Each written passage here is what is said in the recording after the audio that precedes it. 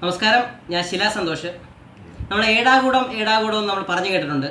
കുറേ കാലമായിട്ട് നമ്മൾ കേൾക്കുന്ന ഒരു കാര്യമാണ് ഏടാകൂടം. ഏടാകൂടം എന്താണെന്നുള്ളത്, ഇതൊരു വിശ്വകർമ്മൻ്റെ കഴിവാണ്. പഴയ കാലത്ത് നമ്മുടെ വീടുകളിൽ, വിശ്വകർമ്മയുടെ വീടുകളിൽ എത്തുമ്പോഴും അതുപോലെ കൊട്ടാരങ്ങളിൽ എത്തുമ്പോഴും ഇതുപോലുള്ള ഒരു ഏടാകൂടം എടുത്ത് നമ്മുടെ കയ്യിലൊക്കെ തരുമായിരുന്നു. അപ്പോൾ ഇത് റീസെറ്റ് ചെയ്യാൻ വലിയ പാടാണ്. ഇതിങ്ങനൊരു ഒരു പട്ടം പോലെ ഇരിക്കുന്ന ഒരു സാധനം, ഇതിനെ അഴിച്ചു കഴിഞ്ഞാൽ റീസെറ്റ് ചെയ്യാൻ പാടാണ്. പലരും ഇതിനെ അഴിക്കത്തില്ലായിരുന്നു.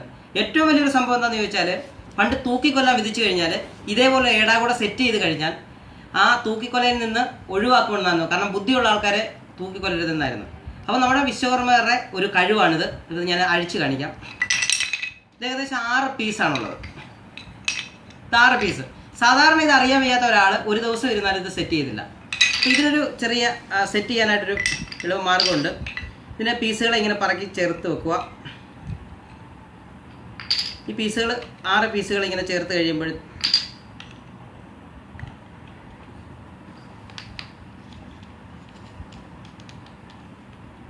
വീണ്ടും റീസെറ്റ് ആവുന്നത്. ഇതിൻ്റെ പേരാണ് ഏടാകൂടം. ഇനി ഏടാകൂടം കണ്ടിട്ടില്ലെന്ന് പറയരുത്, ഇതാണ് ഏടാകൂടം.